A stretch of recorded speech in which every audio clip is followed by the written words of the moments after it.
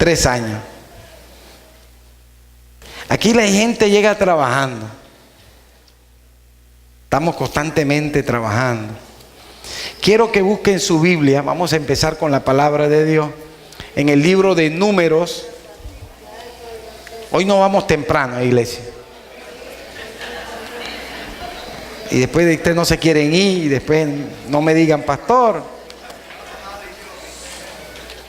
En el libro de Números, en el capítulo 13, verso 17. Números, capítulo 13, verso 17 en adelante.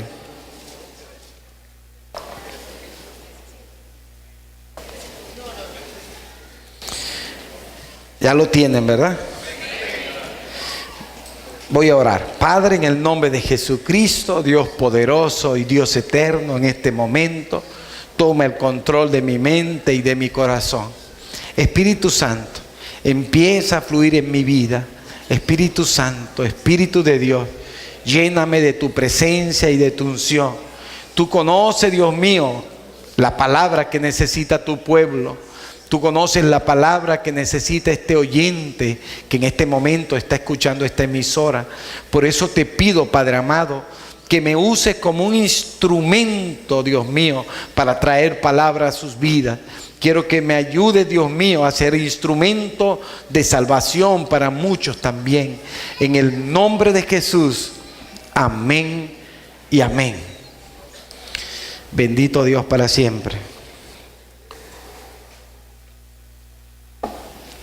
Dice la palabra de Dios de esta forma, dice Números capítulo 13, verso 17. Los envió pues Moisés a reconocer la tierra de Canaán, diciéndole: subid de aquí a Negev y subid al monte, observad la tierra como es y el pueblo que la habita, si es fuerte o débil, si es poco o numeroso, cómo es la tierra habitada, si es buena o es mala, y cómo son las ciudades habitadas, si son campamentos o son plazas fortificadas, y cómo es el terreno, si es fértil o estéril, si en él hay árboles o no, y esforzaos y tomad del fruto del país. Y era el tiempo de las primeras uvas. Vamos a dejarlo hasta ahí. En el nombre del Señor. Moisés estaba saliendo de una situación terrible. Tenía una confrontación con el pueblo, con lo que había pasado en Egipto. Estaban esperando una gran promesa que Dios le había ofrecido, la tierra de Canaán, que la podían tomar en 11 días. Y por causa de un pueblo rebelde, duraron 40 años en un desierto. Y detrás de todo eso, por falta de fe o por incredulidad. Dios detesta la incredulidad en el cristiano. Y a veces nos hacemos incrédulos a las cosas de Dios. Por eso dice la Biblia que a veces nosotros los cristianos creemos todo. Lo que nos dicen lo creemos. Pero a veces tenemos que tener el don de discernimiento para ver si es verdad lo que nos dicen. Porque una cosa es que ustedes digan algo, que yo diga algo, y una cosa es que Dios lo diga. Cuando Dios lo dice, no se necesita tanto discernimiento de espíritu para entender que Dios es que habla en nuestras vidas. Quiero decirles que un cristiano que no escuche la voz de Dios todos los días es un cristiano incompleto. Usted dirá, ¿cómo es esto, Dios? ¿Cómo es esto, pastor? La palabra de Dios es viva y eficaz y nos habla todos los días. Cuando nosotros escuchamos la historia de Moisés, cómo sacó el pueblo, cómo sacó un pueblo con un brazo extendido fuerte, en una cosa sobrenatural en el espíritu, en lo natural, nadie lo cree. Pero había un pueblo que estaba viendo lo sobrenatural. Vieron las 10 plagas de Egipto, la mortandad, la última que fue la mortandad de los primogénitos. Ninguno de ellos murió, sino todos los egipcios. Salieron y se encontraron rodeados por Faraón, un mar. Dios le dijo que tocara el mar, se abrió el mar, pasaron dentro del mar. Qué tremendo es ver. Veían cosas sobrenaturales. Una cosa que no era normal, que le diera al mar y se abriera y pasaran por lo seco. Y cuando Faraón quiso pasar con todo su ejército a caballo, el mar los aplastó. Ellos vieron todo eso. Ellos esperaban una promesa. Dios le dijo: le daré la tierra de los amalecitas, de los heteos, de los fereceos, de los seduceos. Esa tierra es de ustedes. Ahora, Dios le estaba dando una tierra que no era de ellos, pero Dios estaba enojado con ese pueblo, porque esos pueblos eran pueblos terribles y Dios quería exterminar completamente esos pueblos. Pero entonces ellos mismos deciden enviar 12 espías para que puedan ver esa tierra prometida que Dios le había enviado. Dios nunca le dijo a ellos: manden a cada uno de ustedes, a los principales, a los príncipes, a los sobresalientes de cada tribu, y vayan. No, Dios le dijo que eso era de ellos. Pero ellos exigieron ir y ver esa tierra prometida, y Dios le había prometido a ellos una tierra que fluye leche y miel. Era una tierra productiva, una tierra donde todo se daba. Fueron, trajeron un racimo que lo cargaban entre dos en un palo. Se lo mostraron a Moisés y todo el pueblo contento. Volvieron ahí porque duraron 40 días escudriñando esa tierra, conociendo a su enemigo para venir. Cuando vinieron los 12, uno de ellos trajo buenas noticias y otro trajo malas noticias. Las buenas noticias fueron eso. Dice en Números capítulo 13, verso 26, dice: y anduvimos y vinieron a Moisés y a Aarón y a toda la congregación de los hijos de Israel en el desierto de Parán, en Cades, y dieron información a ellos y a toda la congregación, y le mostraron el fruto de la tierra, y le contaron diciendo: nosotros llegaremos a la tierra a la cual nos enviaste, y que ciertamente fluye leche y miel, y este es el fruto de ella. Ya era una prueba de lo que Dios le estaba dando. Dios le dijo: les voy a dar una tierra que fluye leche y miel. Vinieron y dijeron eso, que fluía leche y miel. Ya era una evidencia de lo que ellos estaban viendo. Pero hubo una mala noticia, mas el pueblo que habitaba, esa fue la otra noticia, mas el pueblo que habitaba en aquella tierra es fuerte. Ya vino un espíritu de intimidación. El pueblo ya dijo: oye, un pueblo fuerte. Y las ciudades son muy grandes y fortificadas. Y también vimos allí a los hijos de Anac, que eran unos gigantes, unos hombres que medían casi 2,80, 2,90. Eran unos gigantes, eran grandes. Y sigue diciendo el 29, Amalek, es lo que decía, habita en el Negev. Y el eteo y el jebuseo y los amorreos habitan en el monte, y en el cananeo habita junto al mar, a la ribera del Jordán. Veían 4 frentes impenetrables. Ellos decían: era imposible que entraran. El pueblo se lamentó, el pueblo empezó a llorar, empezó a clamar, empezaron a decirles a Moisés: nos sacaste a este lugar y ahora vamos a perecer en el desierto. Es mejor que nos devolvamos, es mejor que comamos el pan solo con la cebolla. Necesitamos de ese pan. Y había un pueblo alborotado. Humanamente vieron eso, pero nosotros los cristianos tenemos que verlo en una forma espiritual, creyéndole a Dios. A veces nos pasa cosas terribles en nuestras vidas y humanamente de verdad que somos derrotados. las circunstancias, la enfermedad, la escasez, el falta de empleo, cuando no tenemos algo, vemos y nos angustiamos a veces y queremos, oye, Dios mío, bendíceme. Y vemos una mano extendida de Dios, pero a veces no le creemos. Y ahí es donde uno dice, Dios mío, yo quiero ser como Caleb.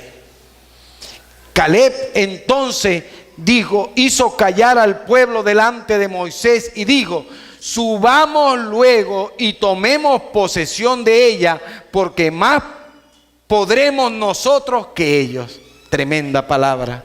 Los volvió a animar. Pero el pueblo estaba fuerte.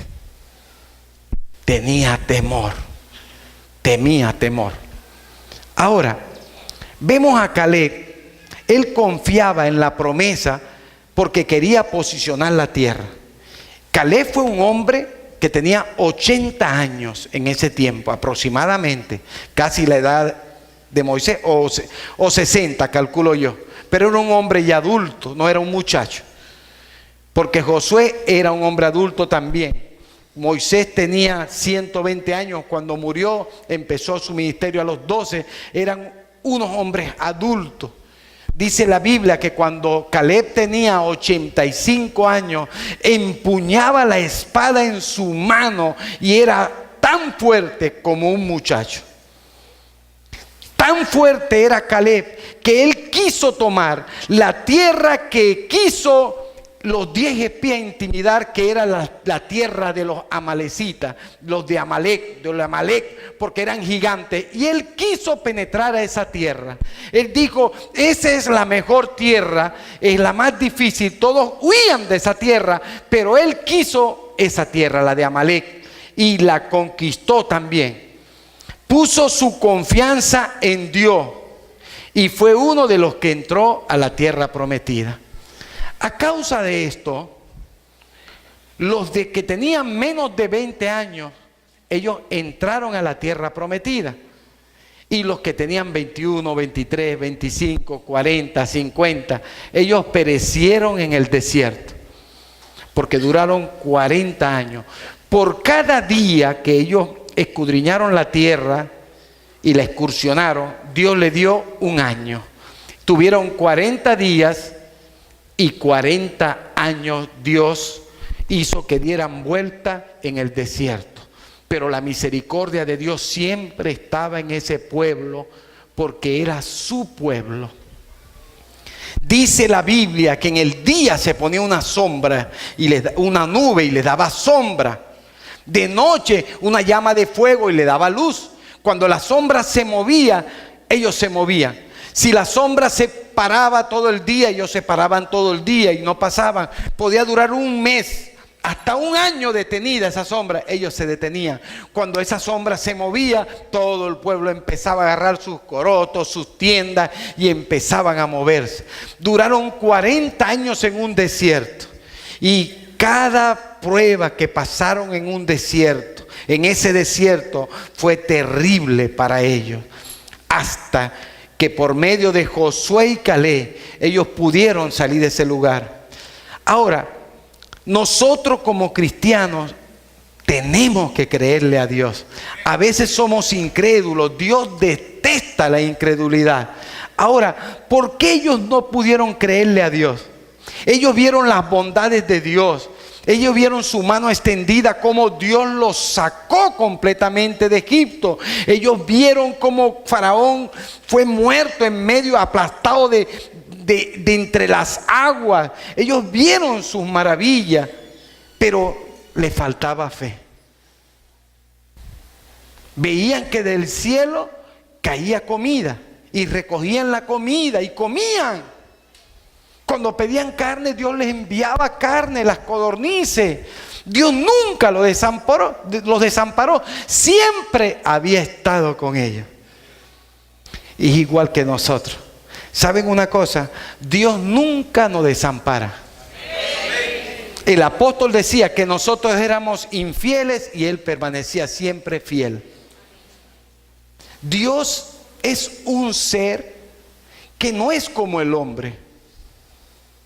Dios es un ser que su mente es infinita, es benigna, es amor y es fuego consumidor, si es verdad.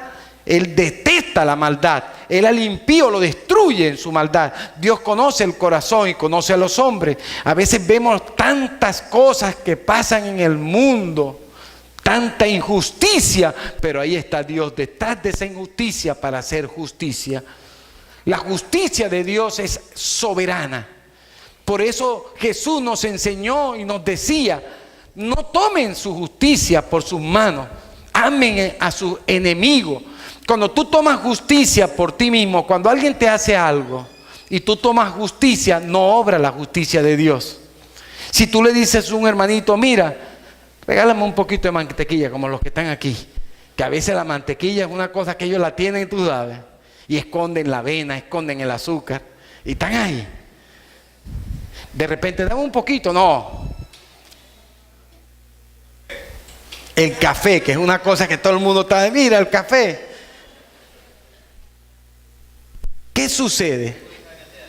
Pero ellos han aprendido que cuando se les niega algo, ellos esperan que la persona necesite y ellos van corriendo y le dan.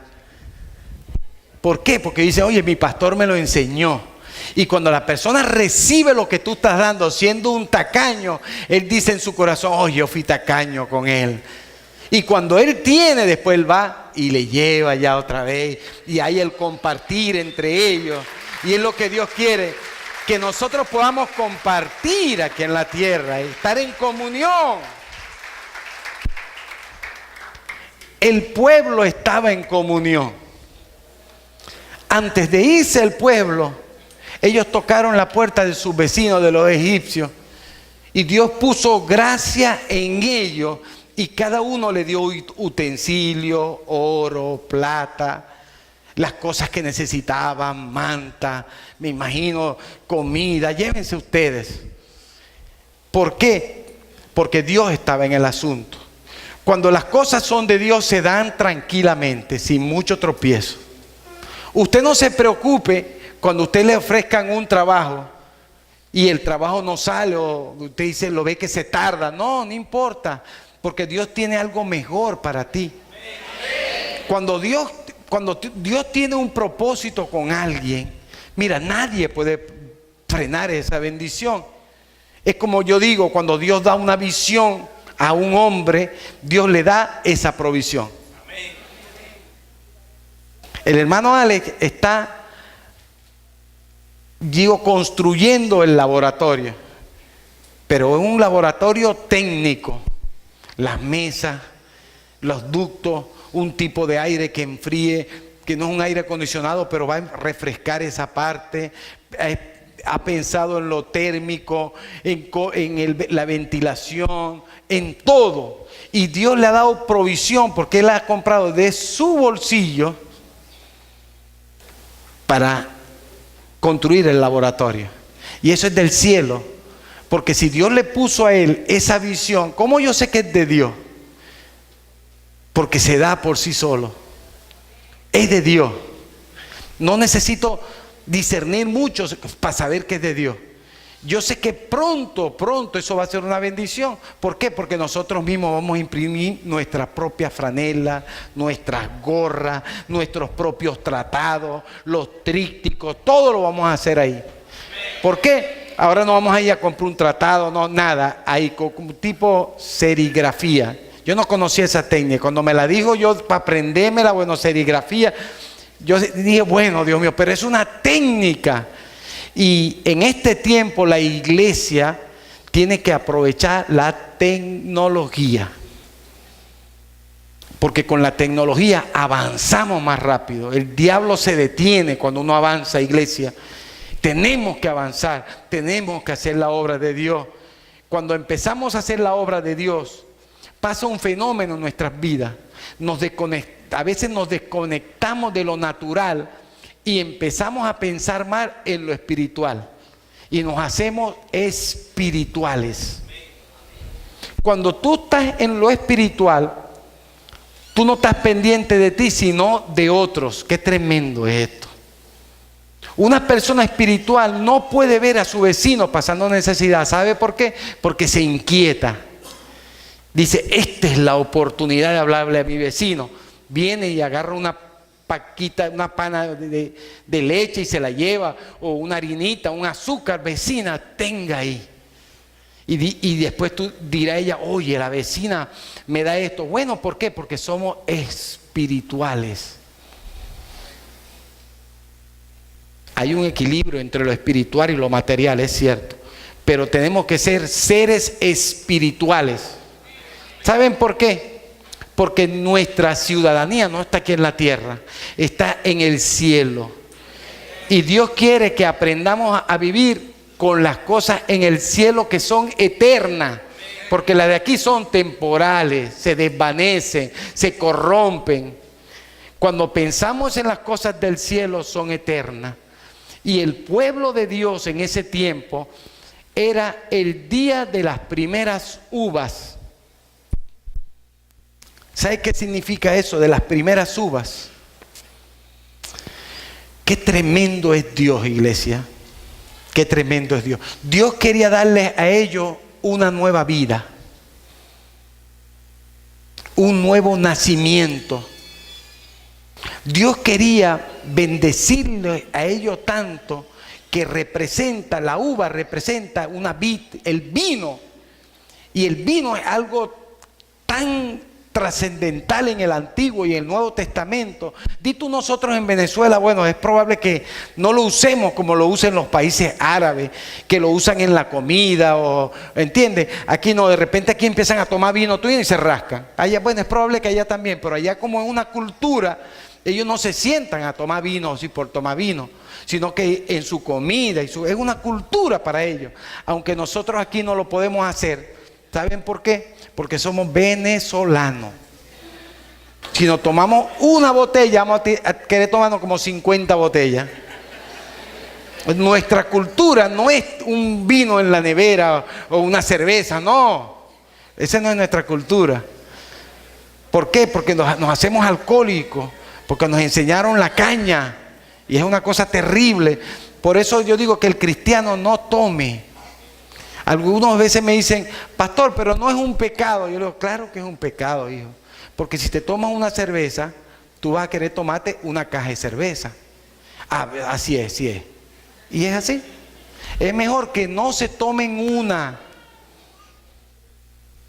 La Biblia dice que un poquito de levadura leuda toda la masa, la contamina.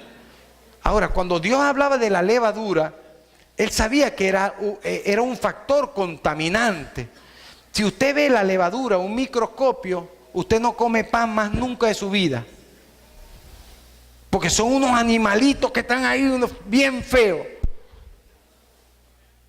que producen, que hacen que el pan pueda aumentar y se ponga bonito y bien sabroso. Usted se está comiendo todos esos animalitos, usted lo ve en un microscopio, usted dice no va a comer pan más nunca.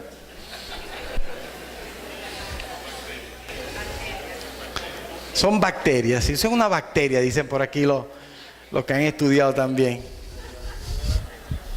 Son como tipo bacteria. Claro, son benignas, no se preocupe, tenemos más de 10.000 años viviendo con ellas. Y no nos hace daño. No se preocupe por eso. Ahora, cuando el Señor Jesús vio a Natanael,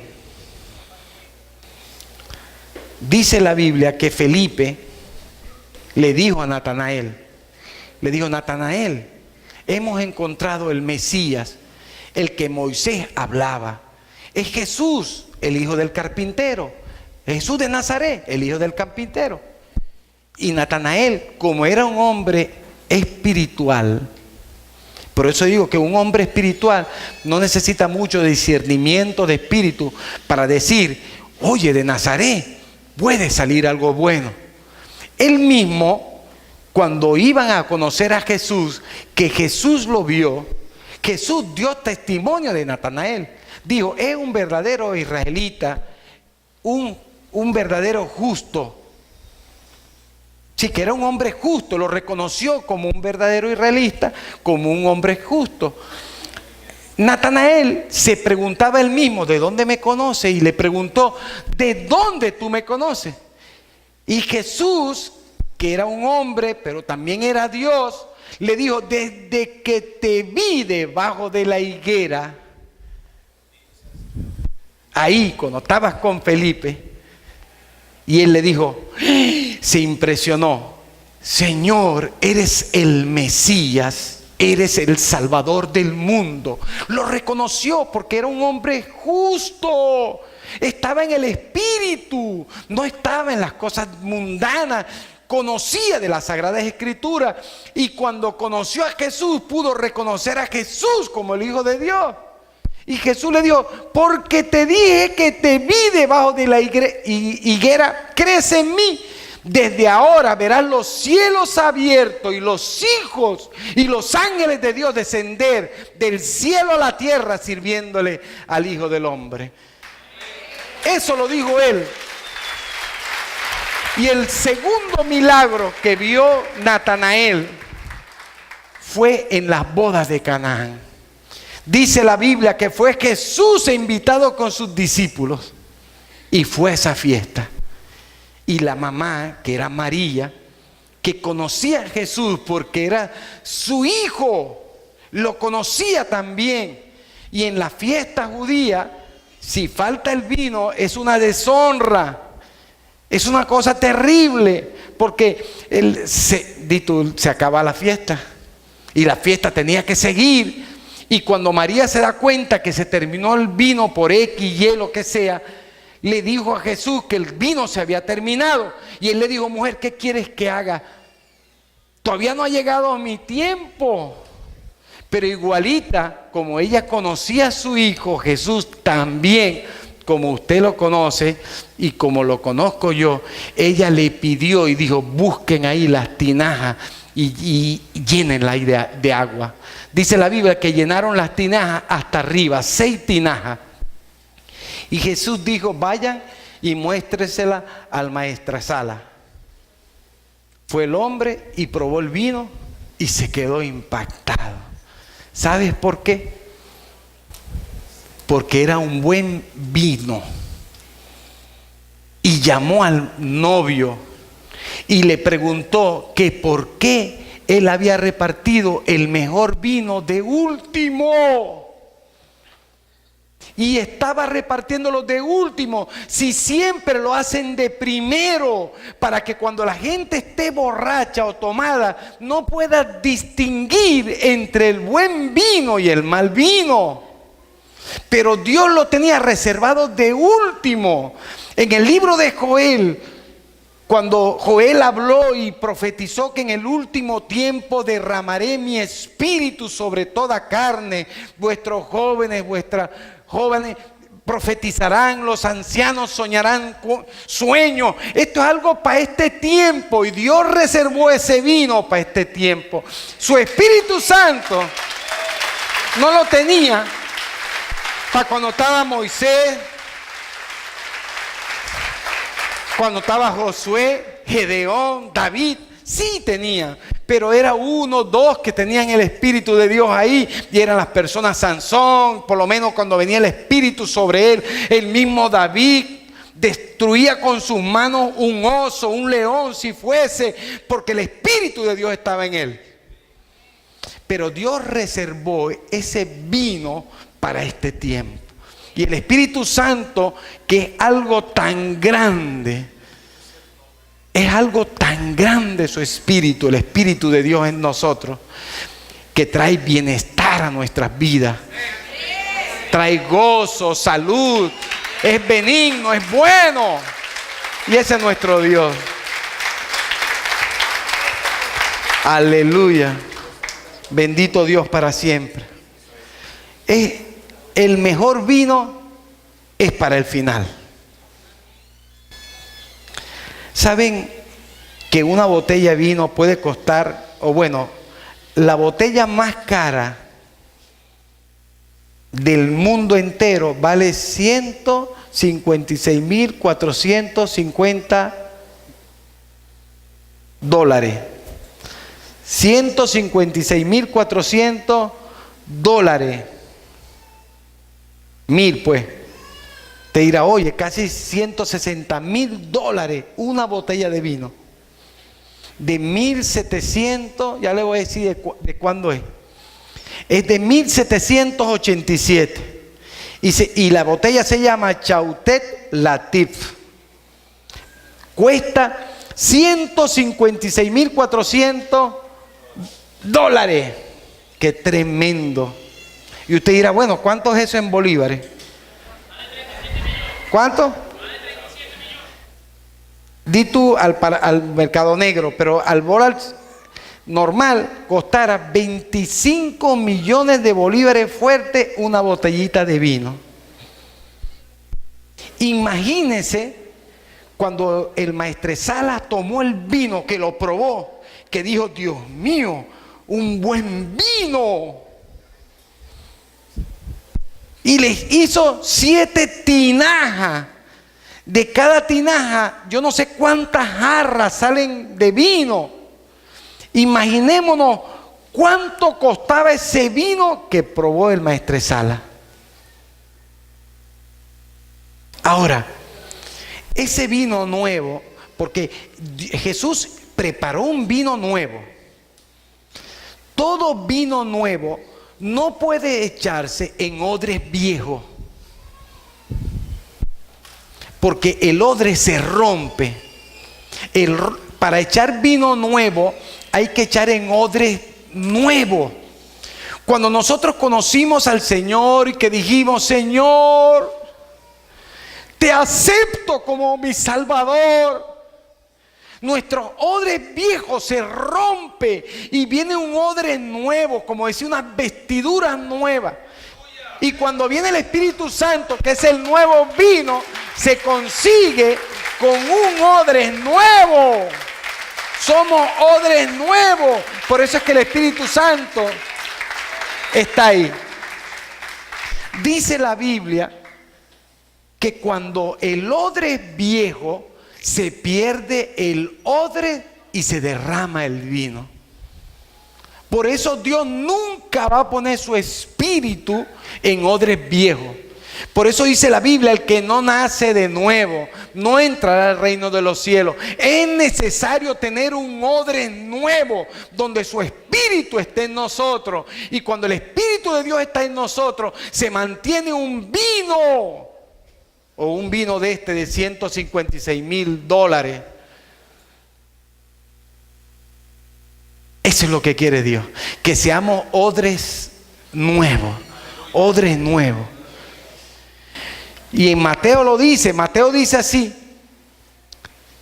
ni echan vino nuevo en odres viejos, de otra manera el odre se rompe y el vino se derrama y los odres se pierden. Pero echar vino nuevo en odres nuevos, y ni lo uno ni lo otro, los dos se conservan. Por eso necesitamos nosotros un odre nuevo para que los dos se conserven, el vino y el odre, el recipiente. Somos recipientes, somos el depósito de Dios en nuestras vidas. Por eso cuando nosotros creímos en el Señor Jesús, que nuestra fe se afianzó, porque la fe no viene nuestra, la fe es de Dios. Uno lo que hace es dar paso. Uno dice, yo creo, y se activa esa fe, esa salvación, porque yo nunca pensé en una salvación. Cuando me presentaron a Jesús, ni nada, dije, bueno, lo acepto, está bien, pero después viene el nuevo nacimiento, después viene un cambio de odres. El odre se cambia por uno nuevo. Ahora, cuando la unción viene,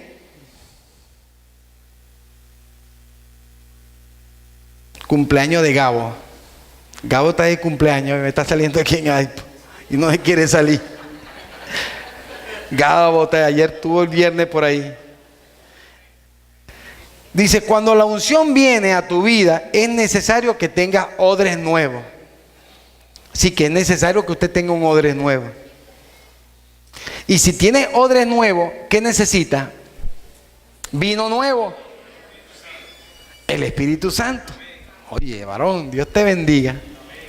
Dice, ve, Dios preparó un vino nuevo para el pueblo de Dios y ellos no lo aceptaron por su incredulidad.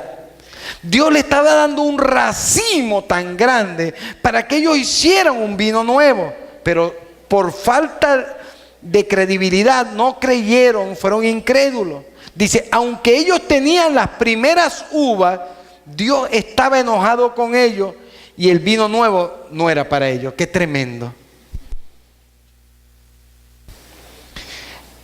Los heteos, los jebuseos, los amalecitas, ellos tenían las uvas, pero no eran para ellos. Por eso es que a veces dice la Biblia que Dios le quita las riquezas a los impíos para dárselas a los justos.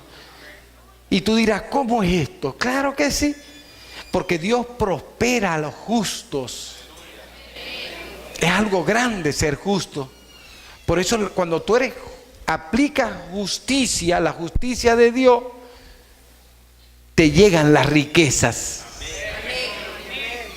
Por eso es que Dios se la quita a los impíos y se la da a los justos. Ahora, cuando usted ve a un hombre próspero y rico, así no sea cristiano, tiene una bendición. Ahora usted dice, bueno, ¿cómo ese hombre impío tiene tanto dinero? ¿Sabe por qué? Porque Dios revisa el corazón. Y es probable que Dios diga, ese es un hombre justo y Dios los bendice. Y entre más tienen, más Dios les da. Y después, bajo la misericordia de Dios, llegan a conocer a Cristo bajo una bendición. Porque el evangelio es para los pobres, es cierto. Y para los ricos también. Porque los pobres se están perdiendo en el infierno. ¿Sabían también eso? Por eso dice que el evangelio... Por eso Pablo decía que es para judíos, samaritanos, para los gentiles. Así que el evangelio es para todo el mundo. Para todo el mundo. Y ese es el evangelio que uno predica. Bendito Dios para siempre. Dios ha querido darnos un vino nuevo.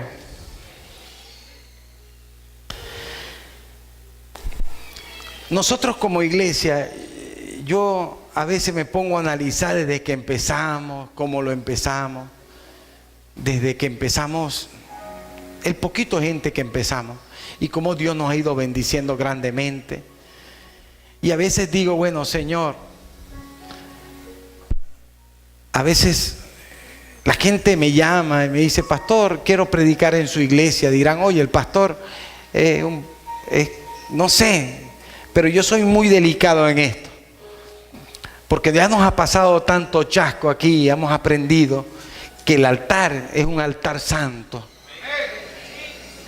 Y a veces mucha gente me dice para predicar en este lugar, pero hay un odre viejo que no se puede usar a veces. Cuando Dios me ungió como pastor, yo no trabajé el pastorado una sola vez. Yo tuve casi 6 años sin ejercer el pastorado. Pero cuando llegó el tiempo de ejercer el pastorado, ejercí el pastorado. Yo sé que Dios estaba poniendo una nueva unción. Era un nuevo odres, era diferente. Los primeros meses, el año fue duro porque siempre decía, no, pero este pastor hacía esto, pero tú no puedes hacer esto porque este pastor lo hacía así. Y todo era una lucha, a veces con el Eidel, mi suegra, papaíto, cualquiera que venía. Oye, pero aquel pastor hacía esto. Y era algo, un aprendizaje que estaba yo ahí. Pero yo sabía que la unción que Dios nos había dado en este lugar era una unción especial. Porque me lo había dicho a mi oído. Dios me dijo, te daré una nueva unción, una unción diferente. Y buscando a Dios en la intimidad, yo le decía, Señor, sabes que yo te busco desinteresadamente, amo la obra y has puesto un sentir en mi corazón. Y por eso yo predico la palabra, por amor a las almas. No lo hago por dinero, ni para que usted me den dinero, ni nada, no, lo hago por amor a las almas. Gracias a Dios, Dios me ha bendecido de una forma sorprendente, diría yo. que no necesitaría del dinero de la iglesia. ¿Por qué? Porque Dios me ha bendecido. Yo soy una bendición y la bendición me sigue. Todo lo que hago yo prospera una sola vez. Yo sé que eso viene del cielo. A veces me equivoco y con todo eso Dios me guarda y me bendice. Y de la bendición que yo tengo, yo les doy a ustedes. Y así es. Dice la Biblia que a Aarón el aceite, cuando le chorreaba, le bajaba por la barba y bendecía todo el cuerpo.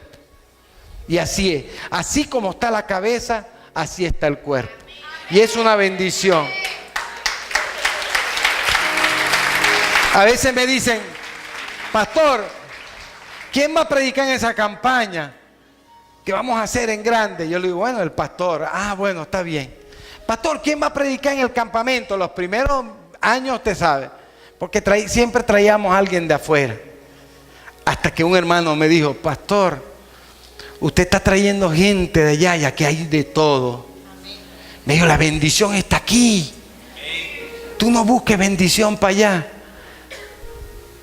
Y no fue uno solo que me lo dijo, todos los que han venido. Hasta el papá de Merali se paró y me preguntó que si tenía yo 20 años con la iglesia. Yo le dije, no, tengo un año. ¿Qué? Un año. Y éramos así mismo, porque aquí no entramos más porque hasta ahí están las sillas. Éramos igual. Habían casi 600, 700 personas. Y me dijo, un año. Se volvió a sentar. Y al rato volvió, me dijo, pastor, yo soy un evangelista y he estado por todas partes de aquí de Venezuela y jamás he visto una iglesia que tenga tan poco tiempo y sea tan grande como la que usted tiene. Aquí hay una bendición. Nos visitó un pastor de Puerto La Cruz, hermano de la hermana Ana. Ana, la esposa de Javier. Y se paró y me dio algo en la mano y me hizo así y me lo puso. Me dijo, pastor, el Espíritu Santo te manda a dar algo aquí, pero no sé si es que yo quiero que usted me lo dé a mí, por favor. Y entonces me lo dio y se lo volvió a dar. Y me dijo, yo me lo llevo. ¿Y se lo llevó?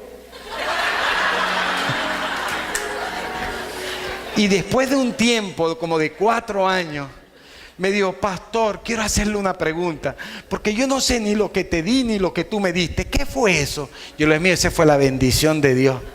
La bendición. Yo la entendí al momento cuando él me la dijo. Y me la puso así, y la aguantó y empecé a volver a dar. Llevó de aquí. El hermano de allá de Barinas, hermano Francisco, lo trajimos, queríamos un colombiano, porque siempre queríamos traer a alguien de afuera, colombiano, mexicano, de Estados Unidos, donde sea. Vamos a traer un colombiano, tiene que ser colombiano. Y nos fuimos para Colombia y llegamos a la iglesia del pastor Satirio dos Santos, allá los hermanitos, el esposo de Ada, el esposo de Ada, ¿cómo se llama? De Ada Barreto. Gustavo, creo que Gustavo. Fue hasta allá y no pudo conseguir un colombiano porque no tenían el pasaporte. En ese tiempo Venezuela estaba pidiendo el pasaporte. Entonces llegó a San Cristóbal, bueno, ahí estaba un colombiano. Y se lo trajo de la misma iglesia Satirio y nos traímos el colombiano. Y el colombiano predicó y todo, una unción grande. Me dijo, pastor, quiero que venga para que conozca nuestra iglesia. Yo le dije, ¿cómo no? Él quería que yo aprendiera de allá. Después que nos conoció y todo, estuvo con nosotros en el centro de rehabilitación, conoció a los hermanos, vio una bendición tan grande. Y estando allá me dice, pastor, quiero pedirle perdón. Yo le dije, ¿por qué, hijo? ¿Por qué? No, porque yo quería que usted viniera para acá, para darle los materiales y todo. Pero varón, yo creo que nosotros más bien tenemos que tomar de allá para traer para acá. Yo le digo, oye, gloria a Dios. Nosotros no nos dejamos mover por las emociones. Dios nos dirige. Cuando la pastora en su corazón tuvo esa visión y vio una puerta de casi 3 metros que se abría y escuchó una voz que le dijo que pasara, y ella cuando iba a pasar sintió miedo, temor. Ella dice que Dios le asignó un ángel para que ella entrara. Y cuando ella entró, ella dice que lo que vio fue hombres con hombres, mujeres con mujeres, droga, prostitución, homosexualidad, cosas terribles, una inmundicia terrible. Y ella decía que eso hiedía en el mundo real, en lo natural, eso hiedía tan fuerte. Y el Señor fue y les dijo: diles que yo los amo. ¡Aleluya! Ahí entendí el ministerio que Dios nos había dado. El día martes vinieron 2 homosexuales para este lugar, querían hablar conmigo. Vinieron, les ministré, oré por ellos y les di los llevé también. Y en el camino me dijeron, uno porque tuvo un sueño, Dios le habló y le dijo que tenía que venir a este lugar. Yo le dije: mira, Dios te está llamando, le dije. ¿Qué estás esperando? Dios te está llamando. El otro era más sinvergüenza. Pero con todo eso oré por él, le ministré. Y los 2 me dijeron: pastor, yo tenía un dolor de cabeza. Después que usted oró por mí, eso se quitó. Y el otro dijo: yo también, pastor. Yo dije: mira, Dios lo está llamando, Dios los ama. Tal cual como ustedes son, así homosexuales, Dios los ama.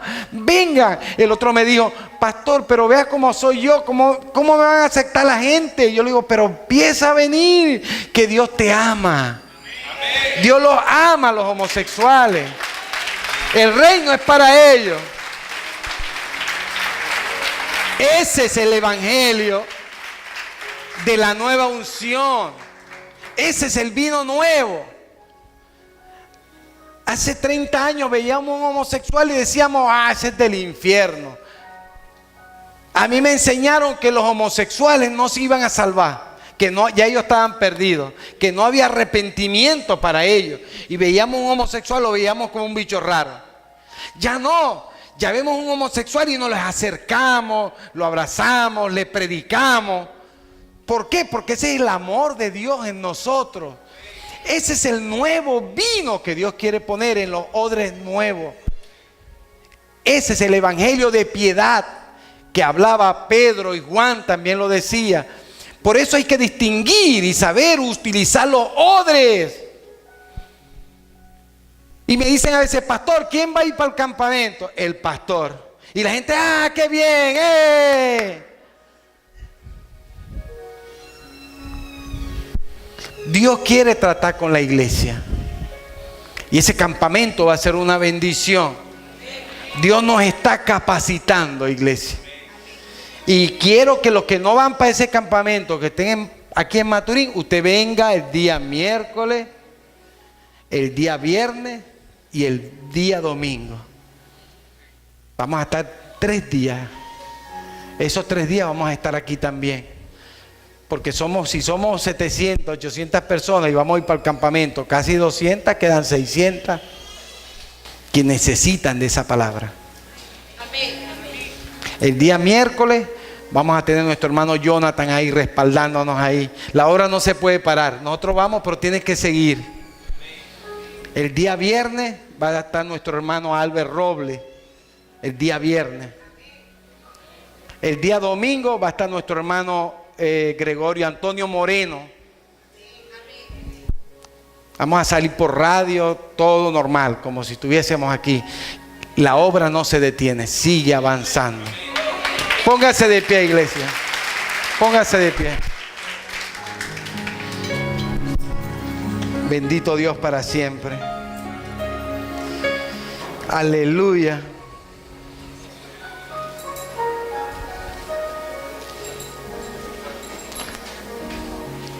Juan le escribió en su carta y decía: amado, yo deseo que tú seas prosperado en todas las cosas y que tengas salud, así como prospera tu alma. Bendito Dios para siempre. Bendito Dios. Hace mucho tiempo tuve un sueño, eso lo soñé yo. Yo casi no sueño. En estos días he soñado bastante, pero es que Leide me está dando una pastillita esa de Tecron. Y estoy soñando. Estoy soñando ahorita, es puro batiendo mezcla. Qué tremendo, Dios mío.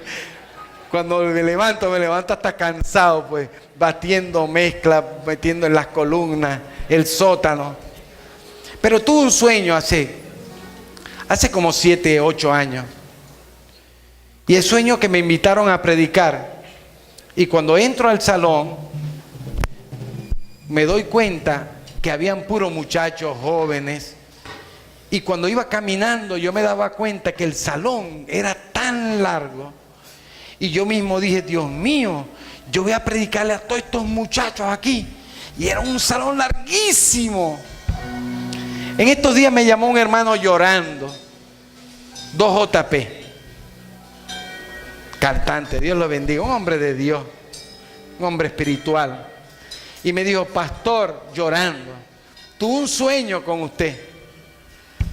Y un sueño, ese sueño que llegamos a un sitio tan grande, grandísimo, y había multitudes. Y yo decía, Dios mío, tantas almas. Y él mismo dijo, ¿quién será el predicador? Y cuando y le dijeron, ese va a ser el predicador. Y cuando él vio, y que me vio a mí. Y empezó a llorar en el sueño, a hablar en lengua. La mujer tuvo que levantarlo, imagínense. Empezó a hablar en lenguas, a llorar ahí. Y la mujer lo levantaba, ¿qué pasa? 2JP, ¿qué pasa? Y él ahí llorando, cantando ahí en lengua, hablando en lengua. Y se levantó, dijo, vamos a orar por el pastor, vamos a orar por el pastor Elías. Y fue y me dio esa palabra, llorando me llamó. Me dijo, pastor, estoy a la orden. Cuando usted vaya a evangelizar, yo estoy a la orden para ir y cantar. Y yo mismo llevarme el tratado. Yo le digo, amén, amén, amén. Dios tiene algo grande para nosotros, iglesia. Algo grande. Ni usted ni yo nos lo imaginamos. No nos imaginamos lo grande que va a ser Dios aquí. Las almas son de Cristo. Y usted va a ser ese canal de bendición para generar vida, como lo he venido diciendo, a través de Jesús, predicando la palabra. Como este local es muy pequeño, estamos orando, iglesia, para que después que vengamos de Semana Santa, vamos a hacer 2 servicios en este lugar. Dios nos los ha ordenado, es un hecho. Está huyendo de esto porque yo sé que son 2 predicaciones y el trabajo va a aumentar, pero gracias a Dios están ustedes que me van a ayudar. Gracias a Dios por ustedes. Por eso quiero que oren, iglesia, por después de Semana Santa, ore por nosotros, para que Dios nos dé fuerza de seguir adelante, trabajar para el Señor. Hoy hemos predicado la palabra. Yo quiero en esta mañana invitar a esas personas que hoy vino a entregarle su corazón al Señor. Yo quiero invitarte que tú pases adelante. Vamos a orar por ti, para que aceptes a Jesús como tu Señor y como tu Salvador. Y los que me están escuchando a través de esta emisora, quiero decirles que para ustedes también es la salvación. Para ustedes